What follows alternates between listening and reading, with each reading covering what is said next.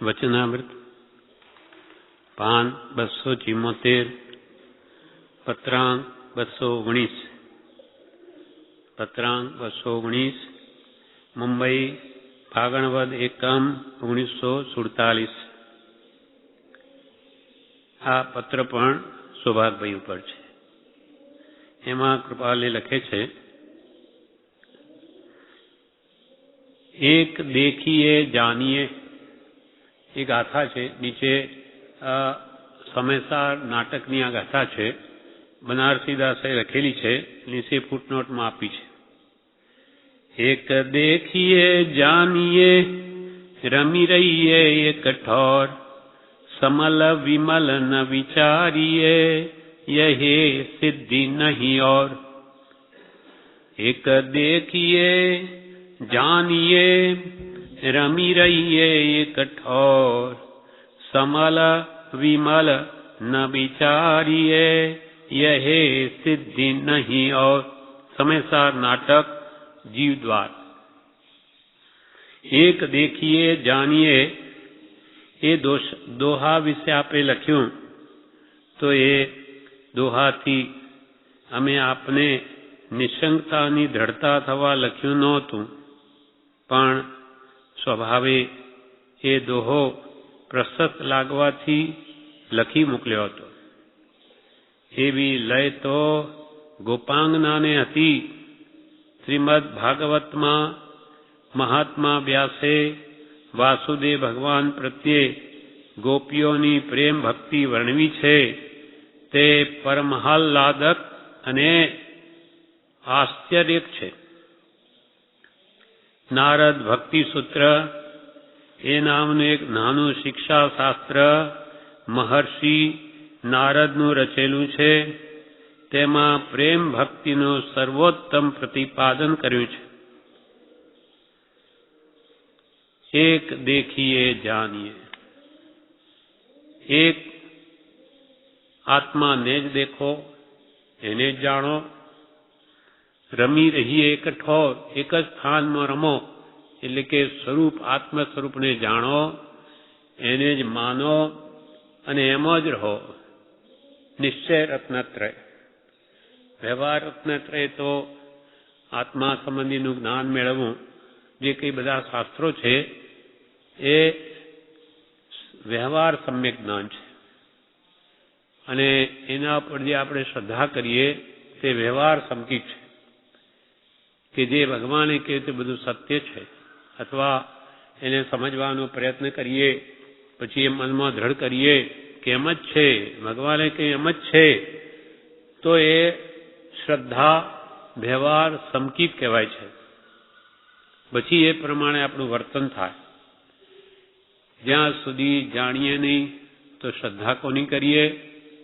જાણે અને ખરી જો શ્રદ્ધા થાય તો એમના જીવનમાં આવ્યા વગર નહીં રહે. યથાશક્તિ સંપૂર્ણ તો જે ભગવાને કહ્યું કે રાગદ્વેષ એ ઝેરરૂપ છે, અનંત સંસારનું મૂળ કારણ જ એ છે, છોડવા જોઈએ, એ જ મોક્ષ માર્ગ છે.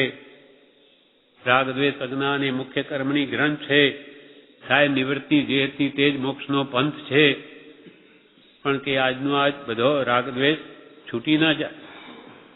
પણ આ ખોટા છે, છોડવા યોગ્ય જ છે, એટલો નિર્ણય તો અંતરમાં થઈ શકે જો એને સાચી શ્રદ્ધા આવી હોય. પોતાને મોહ થાય સંસારમાં સ્ત્રી પુત્રાદિ બધે, પણ આ કર્તવ્યરૂપ નથી. આ અનંત કાળથી જીવ પદગલમાં રાગ કરી અને અનંત સંસાર વધાર્યો છે, કર્તવ્ય રૂપ તો નથી. તો કંઈક ક્રમે ક્રમે કરીને પાછો હટે અને તેનો મોહ ઓછો થાય.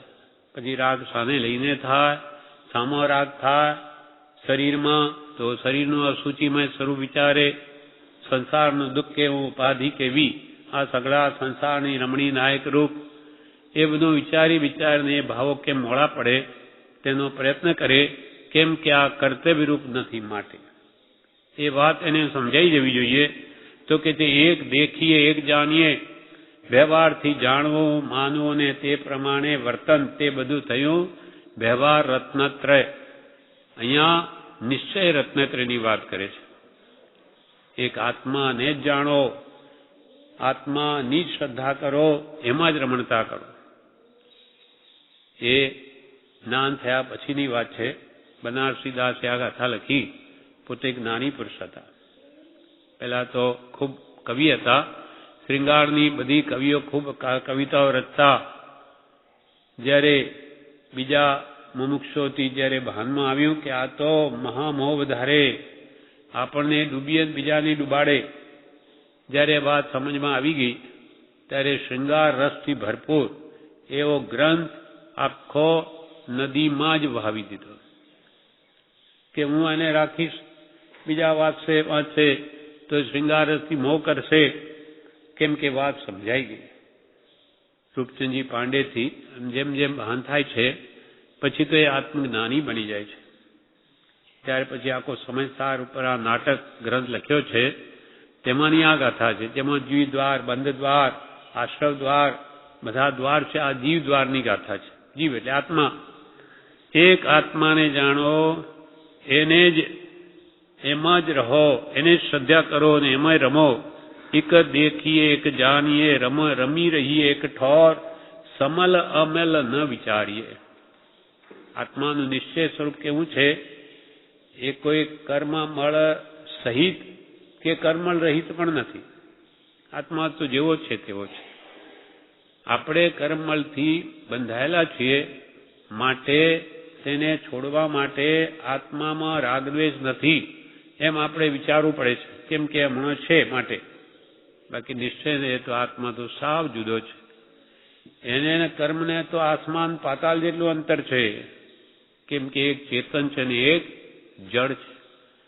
જળ ને ચેતન ને કેમ મેળ બેસે? એટલે કૃપાલદેવે કેવું લખ્યું? ગ્રહે અરૂપી રૂપીને, એ અચરજની વાત. અરૂપી એવો આત્મા તે રૂપી એવા કર્મોને ગ્રહણ કરે એ કેમ મને? પણ એવો નિમિત્ત નૈમિત્તિક સંબંધ છે.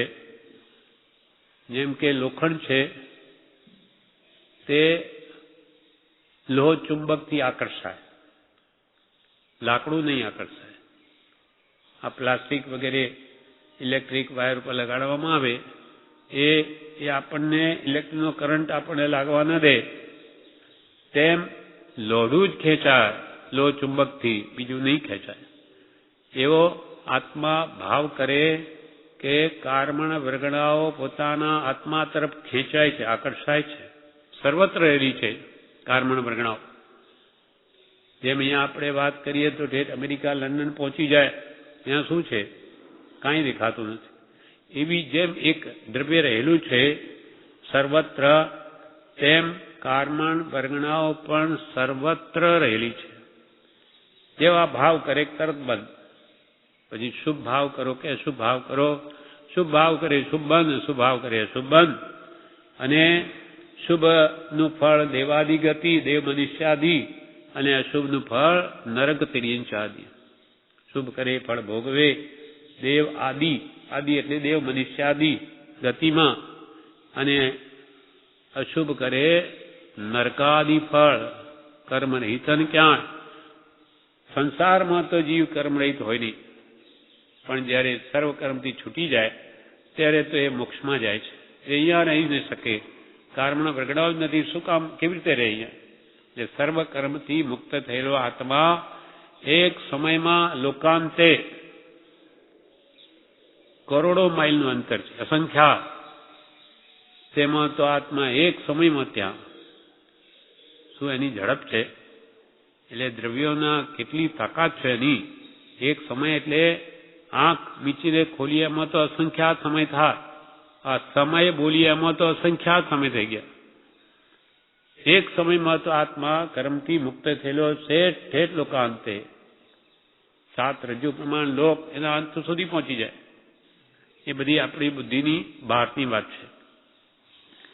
એટલે એવો જે આત્મા અનંત શક્તિનો ધણી, એક જાણીએ એક દેખીએ એ જાણીએ, રમી રહીએ એક ઠોર. એમાં અનંત સુખ વેદે છે જ્ઞાનીઓ. અનંત સુખ જેનો એક અનંતાંશ પણ ઇન્દ્રિય સુખમાં નથી. ઇન્દ્રિય સુખ સર્વકાલના, સર્વજીવોના, ત્રણેય કાલના બધા ઇન્દ્રિય સુખ ભેગા કરી દે તો પણ સિદ્ધ ભગવાનના એક સમયનો મુકાબલો નહીં કરી શકે, એની તુલનામાં નહીં આવે. એ કેવું અદભુત સુખ હશે. જ્ઞાની જ્યારે અનુભવે છે ત્યારે એ બહાર જ આવવા માંગતા નથી. પ્રભુ કે અમે જ્યારે આત્મામાં સ્થિર હોઈએ, બહાર આવવાની મારી ઈચ્છા ન થાય, અને બહાર ઢોલ વાગતા હોય તો અમને ખબર નહીં પડે, એટલી આત્મામાં સુખમાં તલ્લીનતા હોય છે. પણ કર્મનો એવો ધક્કો આવે, બહાર ફેંકી દે, સ્થિરતાને તોડી નાખે.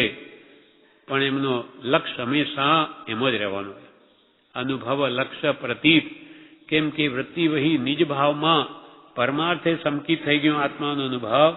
એટલે જ્ઞાની હંમેશા આત્મા અનુભવમાં જ રહેવાય છે ને બહાર ગમતું જ નથી. આત્મજ્ઞાન થયા પછી આ 5 ઇન્દ્રિયના વિષયોમાં આપણને જે સુખ બુદ્ધિ છે એ તો એને ઝેર સમાન લાગે, ભયંકર લાગે. કેમ કે એનાથી અસંખ્યાત ગણું સુખ એ અનુભવે, અનંત ગણું. તો એમાં કોણ કેવી બુદ્ધિ રહે નહીં.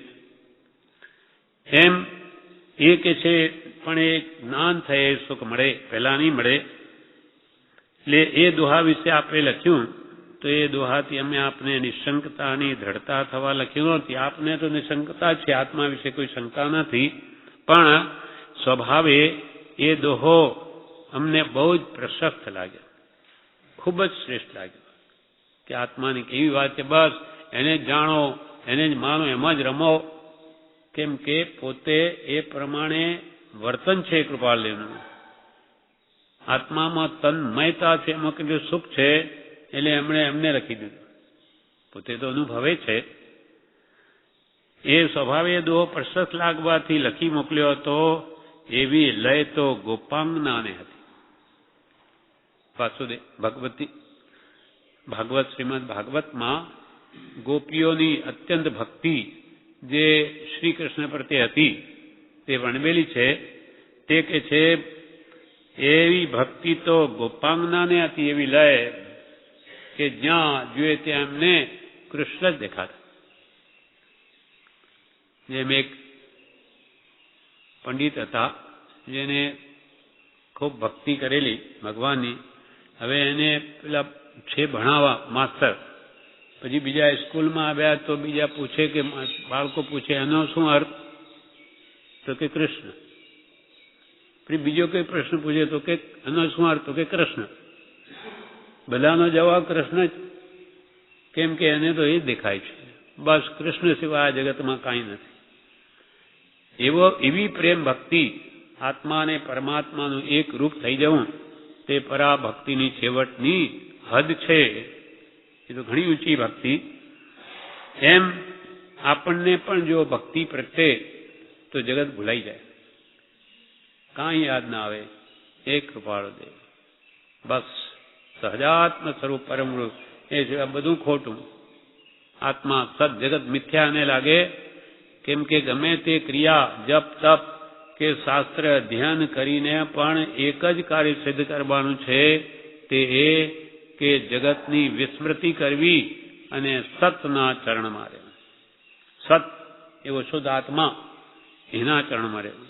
ત્યાં અનંત સુખ છે. આપણે પણ જેટલા વિકલ્પ મટે તેટલું અહીંયા જ સુખ વેદાય. દેવલોક કોણે જોયા? અને દેવલોકમાં ક્યાં નિર્વિકલ્પતા છે? ત્યાંય બળતરા છે વિષયોની, ત્યાંય ઝાડ જ છે. જેમ વધારે મળે તેમ વધારે ભોગવવાની ઈચ્છા થાય. સુખ તો સત્પુરુષના શરણમાં છે, એના ચરણમાં છે. એના વચનોમાં શ્રદ્ધા થાય ને એમાં રમે તો સુખ સુખ સુખ જ છે. બધી વિષય કસાયો દબાઈ જાય. બધી બળતરા શાની છે? 5 ઇન્દ્રિયના વિષયોની અને એને લઈને કસાયોની. એ જ્યાં શમી ગયો ત્યાં સુખ જ છે.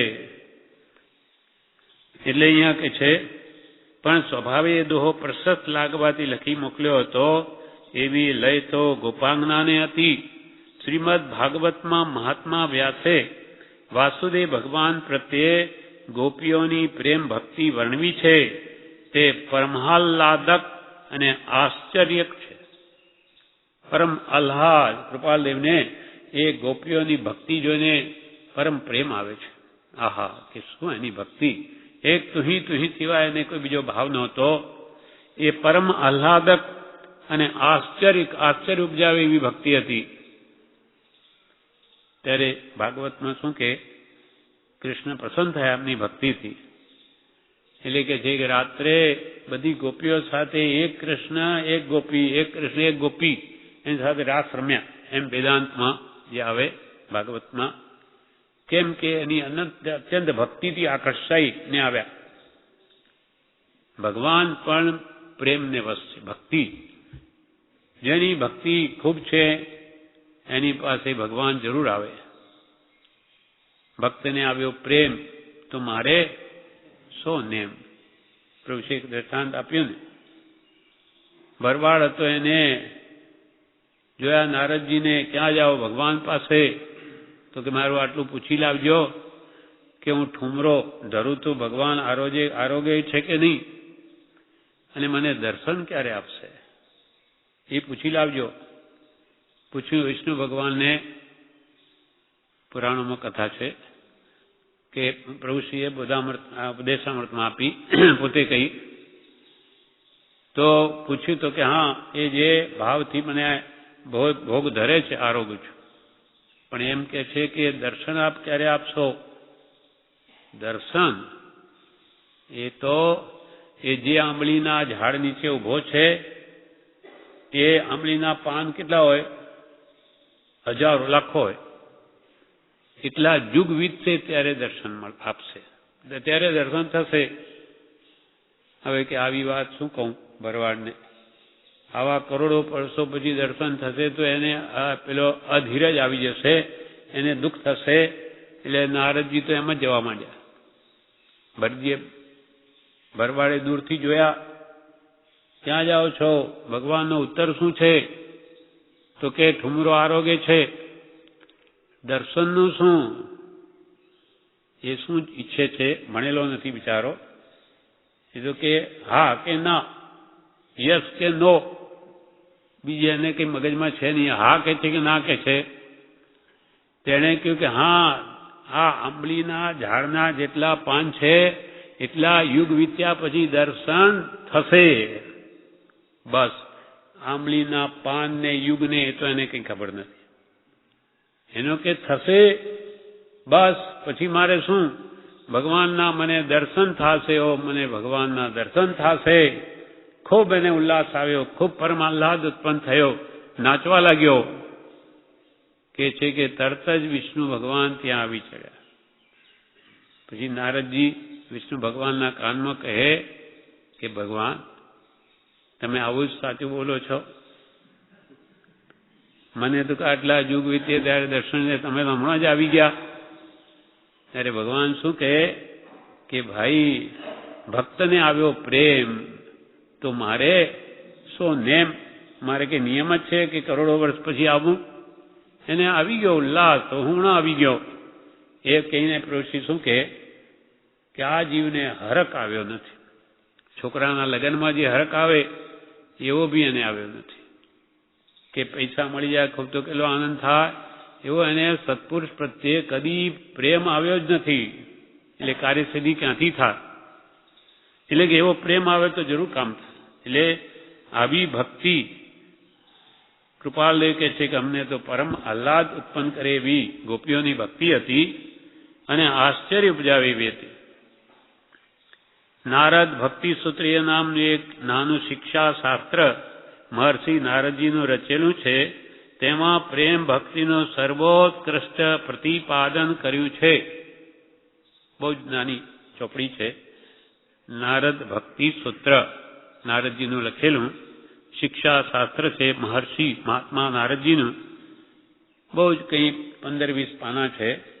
પણ એમાં કૃપાલય કે છે કે એને પ્રેમ ભક્તિનું સર્વોત્કૃષ્ટ પ્રતિપાદન એમાં કર્યું છે.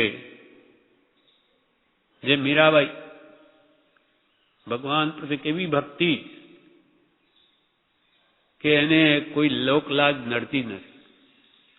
રાણા વિચારે છે કે આપણી લાજ જતી રહે એવી આ ફરે છે સાધુ સંતો સાથે રાણી થઈને, માટે એને મારી નાખીએ. અનેક પ્રયોગો કરે, પણ તો બધા સવડા જ પડે એની ભક્તિથી. એટલે કે હાર આ તને ભગવાને ચડાવવાનામાં સાપ હતો, એ જોઈએ તેને તો એમાં હાર જ નીકળ્યો. ઝેર મોકલ્યું તો વિષના પહેલા પી ગઈ, અમૃત બની ગયા, કેમ કે એની એવી ભક્તિ હતી. મીરાબાઈનું જ પદ છે, મેરે તો गिरधर गोपाल दूसरो न कोई, मेरे तो गिरधर गोपाल दूसरो न कोई, साधु संग बैठ बैठ लोक लाज खोई, साधु संग बैठ बैठ लोक लाज खोई, मेरे तो गिरधर गोपाल दूसरो न कोई, दूसरो न कोई. એકમાત્ર જેમ કૃષ્ણની એવી ભક્તિ તેમ પ્રભુશ્રીને પણ એવી કૃપાળુ છે. અમારે તો એક પરમ કૃપાળુ દેવ, રોમે રોમે અમારે એ જ છે, અમારે રોમે રોમે એ જ છે.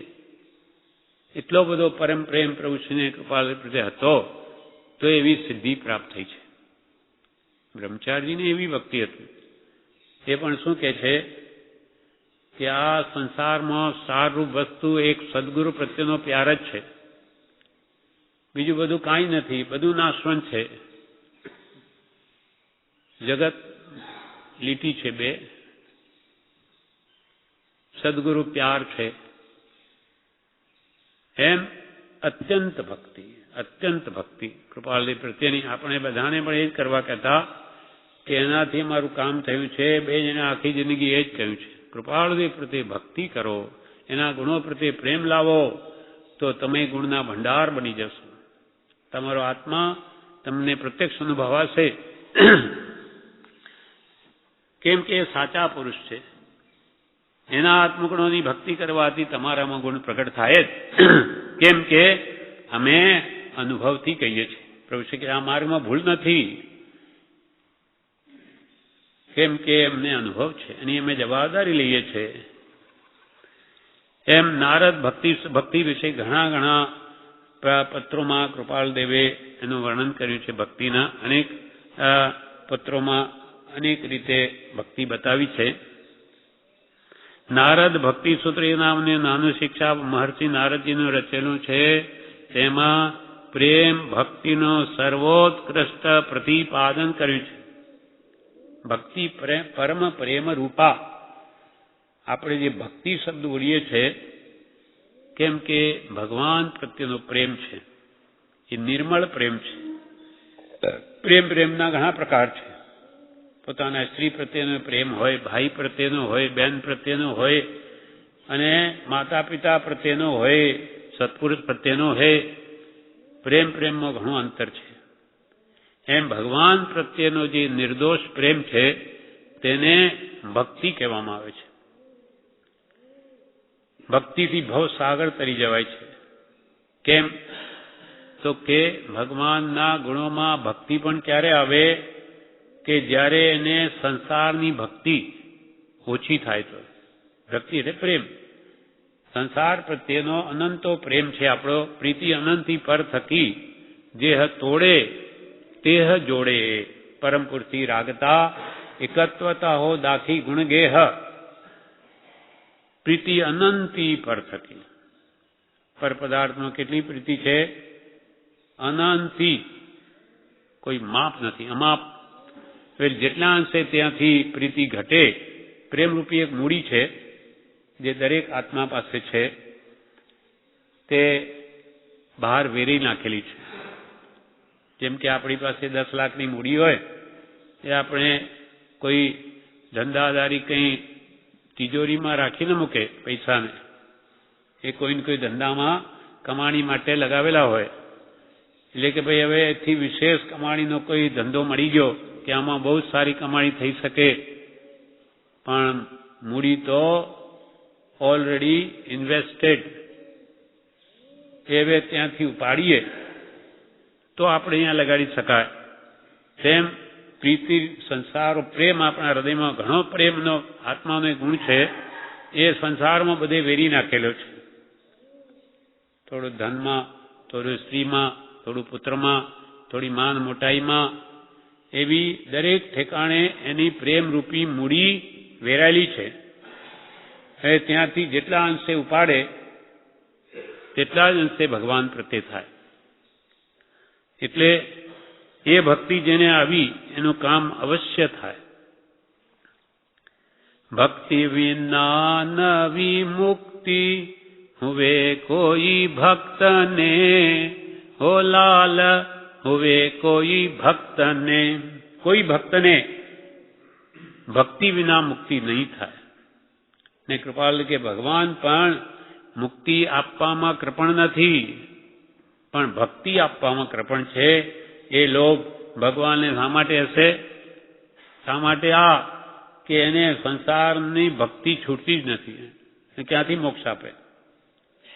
ભક્તિ જો મળી જાય તો એનું કામ સાવ સહેલું છે. મોક્ષ હથેલીમાં છે. જ્ઞાન પણ ભક્તિ વિના શૂન્ય છે. ગમે એટલો સક્ષમ હોય પણ ભગવાનના ગુણો પ્રત્યે પ્રેમ છે કે નહીં તો એ જ્ઞાન એને ઉડતું રખડાવે, અભિમાન કરાવે અને ડૂબી મરે જ્ઞાનમાં જ. દિયા તલે અંધેરા જેવું થઈ જાય. લાંટેન બીજાને પ્રકાશ આપે પણ એના તળિયે તો અંધારું જ હોય. તે માની લે કે આપણે તો જાણી લીધું, બીજાને વાત કરીને સંતોષ માની લે, પોતે કોરોનો કોરો રહી જાય. પણ મારે આ કરવું છે, સ્વલક્ષી સાધના જોઈએ. મારે આ કરવું છે, એ ક્યારે થશે? એટલા માટે હે પ્રભુ રોજ બોલવા કહ્યું કે એ ઊણો ને ઊણો જ રહે, અનંત દોષ ભરેલા છે. એને ભાનમાં આવે તો એને અહંકાર ના આવે. અહંકાર એવી ભયંકર વસ્તુ છે, બધા ગુણોનો ભૂસાડીઓ કરી નાખે. ગમે એટલા ગુણો હોય, એનો અહમ આવી ગયો, બધું નાશ. એટલે જ્ઞાની પુરુષો કે હું કંઈ ન જાણું એમ વિચાર કરીને પછી જ્ઞાનીને શરણે જવું તો જરૂર માર્ગની પ્રાપ્તિ. અને ભક્તિ વગર એને ઉણપ આવે નહીં અંદરમાં. ભગવાન મહાન છે, હું તો શું છું? એની ચરણ રજ પણ નથી. બ્રહ્મચારી અહીંયા રહેવા માટે જ્યારે પત્ર લખે છે ભાઈને, તેમાં શું લખે કે હું તો પ્રભુ શ્રીજીની આજ્ઞામાં મારું કલ્યાણ માનું છું. એ પછી મને ઝાડુ કાઢવાનું કામ સોંપશે તો એ મને સંતોષ છે. એ મને ઘંટ વગાડવાનું કામ સોંપશે તોય મને સંતોષ છે. કેમ કે મારું કલ્યાણ તો એમની આજ્ઞામાં છે. એમ ભક્તિ હતી તો એવો ભાવ આવ્યો, તો ક્યાં સુધી પહોંચી ગયા? હવે આગળ કહે છે કૃપાલય, ઉદાસીનતા ઓછી થવા આપે 2-3 દિવસ અત્ર દર્શન દેવાની કૃપા બતાવી, પણ તે ઉદાસીનતા 2-3 દિવસના દર્શન લાભે ટળે તેમ નથી. સૌભાગભાઈ કે હું મુંબઈ આવું 2-3 દિવસ, ઉદાસીનતા ઓછી થવા આપે 2-3 દિવસ અત્ર દર્શન દેવાની કૃપા બતાવી. કૃપાલય શું લખે? આપના દર્શન. એ કૃપાલયને સૌભાગભાઈના દર્શન કરવા છે કે સૌભાગભાઈને કૃપાલયના કરવા છે? પણ મોટા પુરુષો હંમેશા પોતાને લઘુ જ ગણે છે. આપે દર્શન દેવા માટે અહીંયા કે કૃપા બતાવી, પણ તે ઉદાસીનતા 2-3 દિવસના દર્શન લાભે ટળે તેમ નથી. આપ અહીંયા 2-3 દિવસ રહીને પછી જતા રહો, એ અમારી પરમાર્થ ઉદાસીનતા છે. અમારે તો નિરંતર પરમાર્થ, એનો અમને ખેદ છે કે નિરંતર એ લક્ષ્ય રાખવો છે. એટલે તમે કાયમે રહેતા હો તો આવો, નહીં તો આવશો જ નહીં, એમ લખે છે. ઈશ્વર નિરંતરનો દર્શન લાભ આપે તેમ કરો તો પધારવું, નહીં તો હાલ નહીં. ઈશ્વરની કૃપા થાય અને નિરંતર આપનો જો સમાગમ હોય તો અમને ઘર પણ વનવાસ જ છે, તો જરૂર પધારો.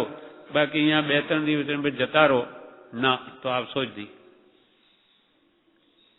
એમાં બી કંઈ રહસ્ય હોય. શું હોય?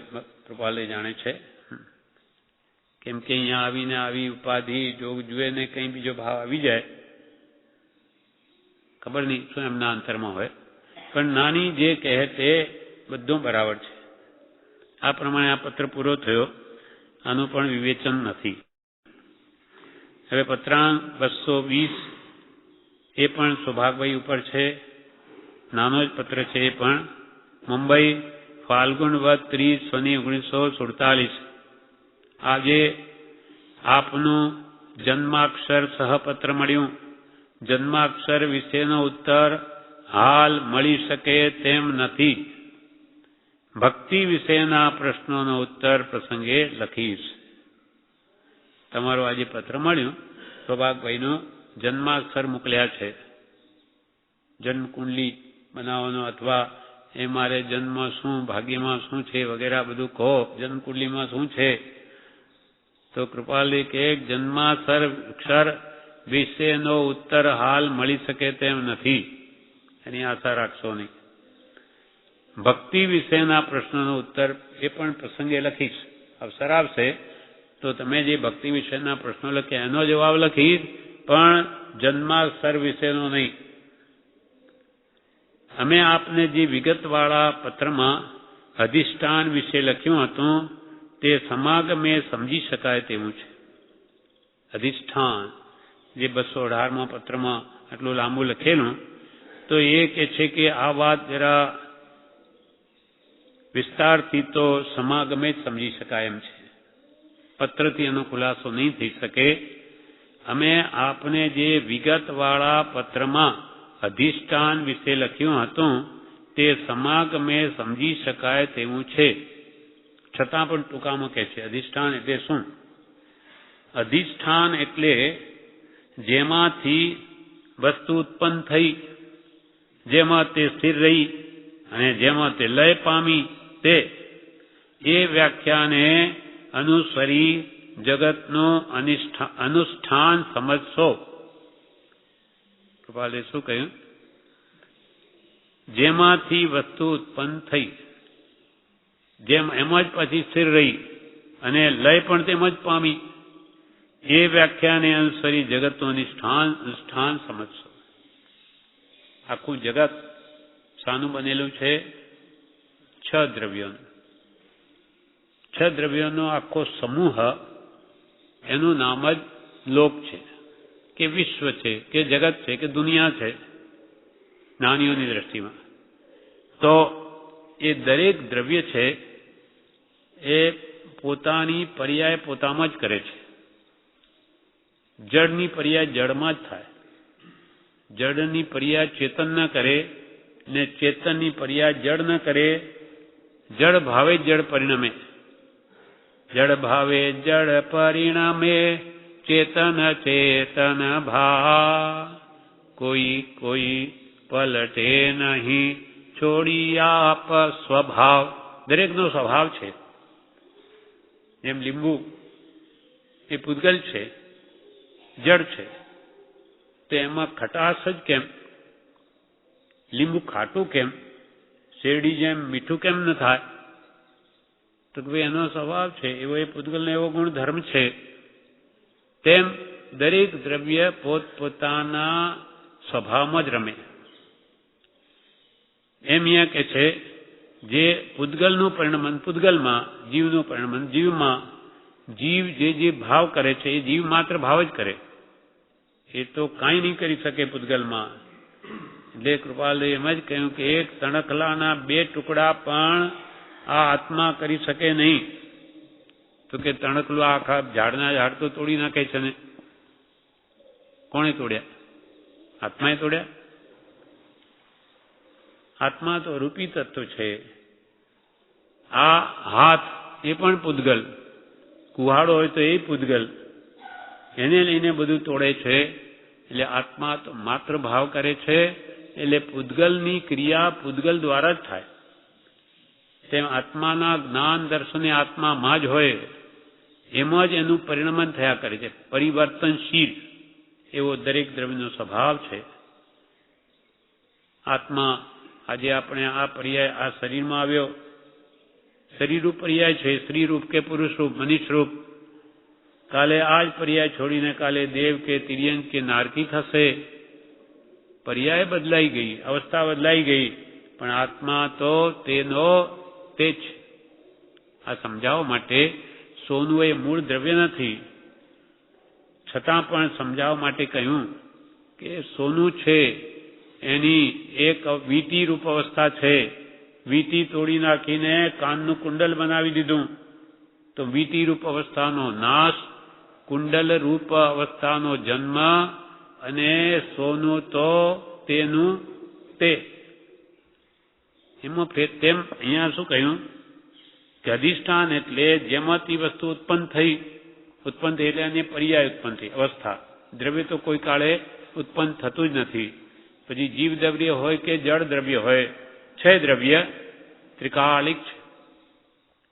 અનાદિકાળથી આ 6 વસ્તુઓ છે, અનંત કાળ સુધી રહેશે, કોઈ કાળે એનો નાશ નહીં થાય. છતાં પણ પ્રતિ સમયે એમાં પરિણમન થયા જ કરે. દ્રવતી ઇતિ દ્રવ્ય, જે દ્રવે એટલે કે જેનું પરિણમન તો હોય જ, તો જ તે દ્રવ્ય કહેવાય. પછી જડ હોય કે ચેતન હોય, જ્યારે આત્મા સર્વકર્મથી મુક્ત થયેલો મોક્ષમાં જઈને બિરાજે ત્યાં પણ પરિણમન થાય છે. એનું જ્ઞાનનું પરિણામ તો આપણે તરત સમજી શકાય. ભગવાનનું કેવળ જ્ઞાન બધું જુએ છે. આ બધું જગતમાં ફરે, એનું જ્ઞાનમાં ફરે પર્યાયો. આ હાથ આમ છતાં આમ દેખાય, આમ વળ્યો તો આમ દેખાય, પણ પોતાનું જે આત્માનું જે પરિણમન છે તે શુદ્ધ શુદ્ધ શુદ્ધ રૂપે થાય પ્રતિ સમય.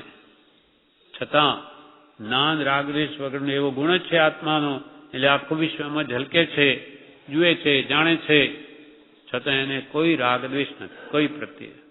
માટે અનંત સુખમાં બિરાજમાન છે. એવા અનંત ચતુષ્ટય એમને પ્રગટ્યા છે. જ્ઞાનાવણીય થવાથી અનંત જ્ઞાન ગુણ પ્રગટ્યો, દર્શનાવણીય કર્મ જવાથી અનંત દર્શન ગુણ પ્રગટ્યો, મોહનીય કર્મનો નાશ થવાથી અનંત સુગુણ પ્રગટ્યો, અંતરાય કર્મ નષ્ટ થવાથી અનંત શક્તિ પ્રગટી છે. અનંત શક્તિ, અનંત અનંત કાળ સુધી અનંત અનંત સુખ ભોગવશે તો એ સિદ્ધ ભગવંતોને કદી થાક નહીં લાગે. અનંત સુખ કે છે. કોઈ નાની જ એનો અનુભવ જે જાણે છે. એટલે અધિષ્ઠાન એટલે જેમાંથી વસ્તુ ઉત્પન્ન થઈ, જેમાં તે સ્થિર રહી અને જેમાં તે લય પામી તે અધિષ્ઠાન. એટલે એ વ્યાખ્યાને અનુસરી જગતનું અધિષ્ઠાન સમજો. નીચે આ વાતનો ખુલાસો કરે કે જૈનમાં ચૈતન્ય સર્વવ્યાપક કહેતા નથી. આપને એ વિશે કંઈ લક્ષમાં હોય તે લક્ષો. એટલે વેદાંતમાં જગતનું અધિષ્ઠાન ઈશ્વર છે. વેદાંતમાં શું કે આ જગતનો આધાર તો ઈશ્વર છે, આ ઈશ્વરે બધું બનાવ્યું. જ્યારે જૈનમાં અને બીજું શું કે ઈશ્વરે બનાવ્યું અને ઈશ્વર સર્વવ્યાપક છે. એટલે આ પુસ્તકમાં ઈશ્વર, લાકડામાં ઈશ્વર, બધામાં ઈશ્વર એમ માને. ત્યારે જૈન દર્શન શું કે ભગવાન મહાવીર કેવળનાથી જોઈને કે ઈશ્વર સર્વવ્યાપક તો છે, પણ કઈ અપેક્ષાએ? જ્ઞાન અપેક્ષાએ. એનું જ્ઞાન બધે વ્યાપે, કોઈ પદાર્થ એના જ્ઞાનથી બહાર નથી. સિદ્ધ ભગવાન જોઈ રહ્યા છે કે આ પુસ્તક છે કે શું છે, પણ એના અંદર સિદ્ધ ભગવાન આવી ન વસે. એ તો પોતાના સ્વરૂપમાં છે, પણ આત્માની શુદ્ધિ એટલી બધી છે કે એનો પ્રકાશ સર્વલોકાલોક સર્વત્ર થાય છે. જેમ અરીસામાં આપણે સામે ઉભા હોઈએ તો બધું જ ઝલકે. અરીસાની એવી ઈચ્છા નથી કે હું બતાવું બધાને મારામાં, પણ સ્વાભાવિક અરીસા અહીંયા આખો બહાર દુકાનોમાં કેટલી કાચ લાગેલા હોય, આખા આપણે જતા હોય અંદર દેખાય. તેમ અહીંયા આખો કાચ હોય તો બધું અંદર દેખાય. તે અરીસો તો જળ છે. એની એવી ઈચ્છા નથી કે હું તમને બતાવું અંદર. એ શું, એ તો જળ વસ્તુ છે, જ્ઞાન ગુણ એમાં નથી. પણ નિર્મળતા જ એવી છે કે બધા જ એમાં દેખાય છે. તેમ ભગવાન સિદ્ધોને કે અરિયંતોને કેવળ જ્ઞાનના બળે આખું વિશ્વમાં ઝલકે. એ ભગવાનને જોવાની ઈચ્છા નથી કે ભાઈ બસ આનંદ કરે આખું વિશ્વ દેખાય. એમને તો કંઈ જોવાની ઈચ્છા નથી ને નહીં જોવાની ઈચ્છા નથી. બસ જેમ દેખાય તેમ છે, જુએ છે, જાણે છે, પણ રાગ દ્વેષ ન હોવાથી એ પરમ સુખી છે. આપણે જો એ દેખાતું હોય તો દુઃખી થઈ જઈએ. આખું જગત આપણે દેખાતું હોય, દેવલોકને આટલું સુખ, મને કેમ મળે? ટીવીમાં શું છે, આ ટેલિવિઝનમાં બધું આ જોઈને મને ક્યારે મળશે? આ બંગલાઓ, આ નાચ ગાન આપણે ક્યારે મળશે? જોયા જ કરો, દુઃખી થયા કરો. એ તો બનાવટી છે, પણ આપણે એમાં રાગ દ્વેષના ભાવો કરીને કર્મ બાંધ્યા કરો, હાથમાં કંઈ ના આવે. તેમ આ જીવને જો આખું વિશ્વ દેખાતું હોય તો એના દુઃખનો કોઈ પાર નહીં રહે.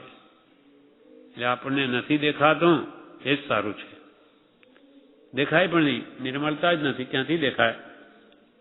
તળાવમાં પાણી એકદમ મેલ વગરનું હોય તો આપણું મોઢું દેખાય, અને મેલું પાણી હોય તો કંઈ નહીં દેખાય. તેમ આપણા આત્માની મલિનતા જ એટલી બધી છે કે એમાં ઈશ્વર શું ઝલકે, ક્યાંથી દેખાય? આખું વિશ્વ જેને દેખાય છે.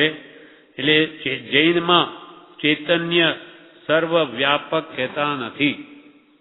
કૃપાલે કહે છે જૈન દર્શનમાં, જૈન દર્શન ભગવાન તીર્થંકરોએ પ્રરૂપિત કર્યું છે. છેલ્લા તીર્થંકર ભગવાન મહાવીર થયા. બધા તીર્થંકરોનો એક જ અભિપ્રાય હોય, સર્વ જ્ઞાનીઓનો પણ એક જ અભિપ્રાય હોય. એમ જૈન દર્શનમાં ચૈતન્ય સર્વ વ્યાપક કહેતા નથી. આત્મા કંઈ બધે વ્યાપેલો નથી, એનું જ્ઞાન બધે જાય છે. કેવડીનું જ્ઞાન સર્વવ્યાપક, એટલે જ્ઞાન અપેક્ષા વ્યાપક, પણ ઈશ્વર રૂપે શુદ્ધ સ્વરૂપ રૂપે એમાં વ્યાપે નહીં. એટલે એ બી બતાવ્યું. એટલે ઈશ્વર જગતનો કરતા નથી, જગતનો કરતા પોતાનો આત્મા જ છે. પોતાનો સંસાર પોતે જ ઉભો કરે છે, ઈશ્વર નથી કરતો. પોતાને નરકમાં લઈ જનારે પોતે, સ્વર્ગમાં લઈ જનારે પોતે, અને મોક્ષમાં લઈ જનાર પણ પોતે જ. ભગવંતો તો માર્ગદર્શન આપે કે ભાઈ આમ કરી તો નરક છે, આમ કરી તો સ્વર્ગ છે, અને તે શુભાશુભ છે ત્યાં ઉપજે મોક્ષ સ્વભાવ.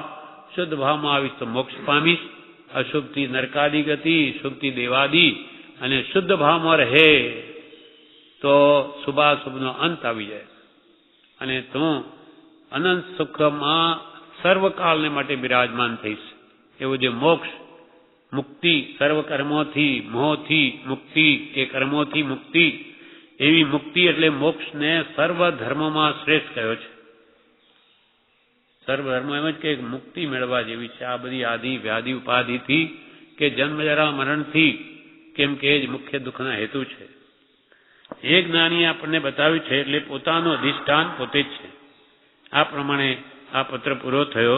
એનું પણ વિવેચન નથી. ફરી એક વાત આ પ્રેમ ઉપર જ. આ 221મો પત્ર છે, એ બી નાનો છે. મુંબઈ, ફાલ્ગુન વદ 8મ બુધ 1947. એ પણ સૌભાગ્ય ઉપર જ છે. શ્રીમદ ભાગવત પરમ ભક્તિ રૂપ જ છે. એમાં જે વર્ણવ્યું છે તે લક્ષ રૂપને સૂચવવા માટે છે. શ્રીમદ ભાગવત પરમ ભક્તિ રૂપ છે, ભક્તિ રૂપ જ છે. કૃપાલે કે જ્ઞાનીને તો જ્ઞાન ભાષ્યા, એ જ ઠેકાણે ધરો. જીનવર કહે છે જ્ઞાન તેને સર્વ ભવ્યો સાંભળો. એમની દ્રષ્ટિ સાદવા દ્રષ્ટિ છે. એ શ્રીમદ ભાગવત પરમ ભક્તિ રૂપ જ છે. એમાં જે વર્ણવ્યું છે તે લક્ષ રૂપને સૂચવવા માટે છે. સ્વરૂપમાં સ્વરૂપનો લક્ષ, એટલે સ્વરૂપને પામવા માટેનો લક્ષ કયો છે. ભગવાન વાસુદેવ શુદ્ધ સ્વરૂપી છે. જૈન દ્રષ્ટિએ પણ ક્ષાયક સંકિતના ધણી છે, મહાત્મા છે. કૃપાલે અદભુત દશા છે જેની, પણ વેદાંત એમને સરાગ દ્રષ્ટિએ પૂજે છે. એ જૈનને માન્ય નથી. એ તો પરમાત્મા જ છે. રાધા સાથે એનું પૂજન એ તો સરાગ દ્રષ્ટિ થઈ ગઈ. એ દ્રષ્ટિએ જો એ ભગવાન હોય, રાધા સાથે રહેતા, તો પછી બધા ભગવાન જ છે. સ્ત્રીઓ તો બધા રાખે. આવું રાગનું ચિહ્ન સાથે રાખીને ભગવાન કહેવાય, એ આપણને વિતરાગ ક્યાંથી બનાવે? એ બી પહેલા શ્રી કૃષ્ણની ભક્તિ કરે તો પહેલા કૃષ્ણને યાદ ન કરે. પહેલા રાધા, પછી કૃષ્ણ. રાધે કૃષ્ણ, રાધે કૃષ્ણ. પહેલા રાધા ને પછી કૃષ્ણ. શ્રી રામ મોક્ષે ગયા છે, કૃષ્ણ જવાના તીર્થંકર થઈને, પણ પૂજનનો લક્ષ્ય બીજો છે. શ્રી રામને સીતા સાથે પૂજે. ત્યાં બી એવું જ. રામચંદ્ર કોણ? ઓળખાણ કોની આપે? સિયાવર રામચંદ્ર કી જય. સિયા એટલે સીતા. સીતાના વર એવા રામચંદ્રની જય હો. સિયાવર રામચંદ્ર કી જય. તેવી રીતે શંકરની પણ એવી રીતે પૂજે. શંકરની પાર્વતી, એનું ઉમા નામ છે બીજું. તો મહાદેવ કોણ? ઉમાપતિ મહાદેવ. ઉમાપતિ મહાદેવ કી જય. તમે જ્યાં આવા રાગનું જે કૃપાલય કે છે, આ સગળા સંસારની રમણી નાયક રૂપ, એ ત્યાગીઓ બધું કેવળ શોક સ્વરૂપ, એવા શોક સ્વરૂપને પહેલા યાદ કરીએ તો આપણે અશોક ક્યારે થવાના? હંમેશા રાગમાં રાગની જ વૃદ્ધિ કરીએ. વિતરાગતા એટલે કૃપાલય કે છે, દર્શન યોગ્ય મુદ્રા કઈ? તો કે વિતરાગતા સૂચવે તે. એના દર્શન માત્ર છે નિર્દોષ હૈ. એવી વિતરાગ પ્રતિમા, જેના ખોળામાં સ્ત્રી નથી, જેના હાથ કે પગમાં કોઈ શસ્ત્ર નથી, એ વિતરાગી પરમાત્મા જ પૂજનીય છે, જે આપણે વિતરાગ બનાવી શકે. એટલે આમાં કે છે, શ્રીમદ ભાગવત પરમ ભક્તિ રૂપ જ છે. એમાં જે વર્ણ્યું છે તે લક્ષ રૂપને સૂચવવા માટે છે. મુનિને સર્વવ્યાપક અધિષ્ઠાન આત્મા વિશે કંઈ પૂછવાથી લક્ષરૂપ ઉત્તર મળી શકે નહીં. અહીંયા કયા મુનિ?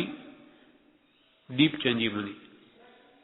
એમને આ માત્ર વેશ છે, કોઈ સત્પુરુષ પ્રત્યે ભક્તિ નથી. આવા માત્ર વેશધારીઓ, આવા મુનિને સર્વવ્યાપક અધિષ્ઠાન આત્મા વિશે, કે આત્મા જગતનો સર્વોત્કૃષ્ટ સર્વવ્યાપક આત્મા છે, એના જ્ઞાન અપેક્ષાએ, અથવા આ જગતનો અધિષ્ઠાન પણ આત્મા છે, એ વિશે એમને કંઈ પૂછવાથી લક્ષ્યરૂપ ઉત્તર મળી શકે નહીં. એ પોતે જાણતા નથી, શું તમને બતાવે? કલ્પિત ઉત્તર એ કાર્યસિદ્ધિ નથી. એ તમને કંઈ મનગઢંત ઉત્તર આપી દે, તેથી કંઈ કાર્યસિદ્ધ અથવા એ સત્ય છે એમ ન ગણાય. મુનિને સર્વવ્યાપક અધિષ્ઠાન આત્મા વિશે કંઈ પૂછવાથી લક્ષ્યરૂપ ઉત્તર મળી નહીં શકે. કલ્પિત ઉત્તરે આત્મસિદ્ધિ નથી. આપે જ્યોતિષાદિકની પણ હાલ ઈચ્છા કરવી નહીં. સુભાગભાઈને તો કંઈ જો મારા જ્યોતિષ જુઓ, કે મારા ગ્રહો જુઓ, કે મારા લાભ ક્યારે થાય, આશય એમનો એક જ છે કે આ ઘર સારી રીતે ચાલે તો આપણે બધા સત્સંગ ભક્તિમાં લીન રહીએ. એમનો કોઈ બીજો આશય નથી. કુટુંબ ઘણું મોટું છે, આજીવિકાની તકલીફ છે, એટલે આપ કંઈ એવું કરો, લબ્ધિ સિદ્ધિ ફોરવો, તો આ બધું કામ પતી જાય તો પછી ભગવાનની ભક્તિ જ કરીએ. પણ કૃપાલદેવ એવી ઈચ્છાને પોષતા નથી. અને જે તમારા ઉદય છે તે ભોગવો જ, ભોગવીને જ છૂટાય. અને એમ માનો કે અમે જ મોકલ્યું છે. તમે અમારી પાસે છોડવા ઈચ્છતા હો આ તકલીફ, તો અમે જ મોકલી છે. વિશેષ તકલીફમાં જ વધારે કામ થાય. એ દુઃખ હોય તો જ ભગવાન યાદ રહે, અને આ જગતનું વાસ્તવિક સ્વરૂપ એને પ્રત્યક્ષ દેખાય કેવું દુઃખ છે. આપે જ્યોતિષાદિકની પણ હાલ ઈચ્છા કરવી નહીં, કારણ કે તે કલ્પિત છે. અને કલ્પિત પર લક્ષ નથી અમારો, કલ્પિત છે. જ્યોતિષ પત્રિકા બનાવે, પછી બ્રાહ્મણ એક નીચે એવી ગાથા લખી દે કે ધર્મે હણંતી ગ્રહા, ધર્મે હણંતી ગ્રહા, આવું કર્યું બધું ધર્મથી બધું હણાઈ જાય કે ભાઈ અમે આ બધું કહીએ છીએ, પણ તમે જો ધર્મ આરાધન કરશો તો તમારા બધા કર્મોમાં ફેરફાર થઈ જશે. પછી જ્યોતિષ ક્યાં રહ્યું? આપણે પુરુષાર્થ કરવાનો છે, ધર્મથી બધા દુઃખ જાય. પરસ્પર સમાગમ લાભ પરમાત્માની કૃપાથી થાય એવું ઈચ્છું છું. આમ ઉપાધિ જોગ વિશેષ વર્તે છે, તથાપી સમાધિમાં જોગની અપ્રિયતા કોઈ કાળે નહીં થાય એવો ઈશ્વરનો અનુગ્રહ રહેશે એમ લાગે છે કે પરસ્પર તમારા જેવાનો સમાગમ લાભ અમને થાય, જો પરમાત્માની કૃપા થાય તો એમ ઈચ્છું છું, પણ હમણાં ઉપાધિ ઘણી છે મને. આમ ઉપાધિ જોગ વિશેષ વર્તે છે હમણાં. તો પણ એવી ઉપાધિમાં પણ સમાધિમાં જોગની અપ્રિયતા કોઈ કાળે નહીં થાય. આ ઉપાધિમાં પણ અમારી જે સમાધિ છે એમાં મન વચન કાયાથી ગમે તેવા આવા કાર્ય થતા હોય તો એમાં અમને આ સમાધિમાં કોઈ કાળે અપ્રિયતા નહીં થાય. સમાધિ તો અમને સુખરૂપ જ લાગશે. એટલે કે મન વચન કાયાના યોગની કોઈ પણ ક્રિયા અમારા આત્મા સ્વરૂપને બાદ કરી શકે એમ નથી. એવી અદ્ભુત ક્ષત્રિય શક્તિઓ પ્રગટ થઈ છે. ભલે ને ઉપાધિમાં છે, પણ આ ઉપાધિમાં પણ અમને તો સમાધિ છે. આત્મા પરિણામની સ્વસ્થતાને શ્રી તીર્થંકર સમાધિ કહે છે. ત્યાં પણ અમારા પરિણામ સ્વસ્થ છે. બહારથી દેખાય ઉપાધિ. આમ ઉપાધિ જોગ વિશેષ વર્તે છે, તથાપી સમાધિમાં જોગની અપ્રિયતા કોઈ કાળે નહીં થાય તેવો ઈશ્વરનો અનુગ્રહ રહેશે, અમારા પર ઈશ્વરની કૃપા રહેશે કે અમને ઉપાધિમાં પણ કદી પણ અપ્રિયતા નહીં થાય, ગમે તે ઉદય આવો એમ લાગે છે. વિશેષ વિગતવાર પત્ર લખીશ ત્યારે, વિશેષ વિગતવાર જ્યારે લખીશ ત્યારે આટલું હમણાં બસ છે. વી રાયચંદ. આ પ્રમાણે આ પત્રાંક 221 પણ પૂરો થયો. વિશેષ આપણે આવતીકાલે જોઈશું.